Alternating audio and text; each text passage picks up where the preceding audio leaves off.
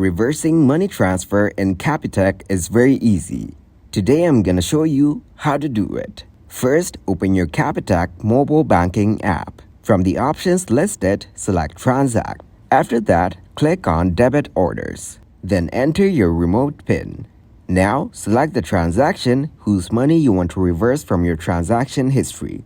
Provide a reason for reversing your money. Then, accept the terms and conditions, then click Submit. If you've made a transfer to the wrong person or for the wrong amount, the first step is to contact the recipient as soon as possible.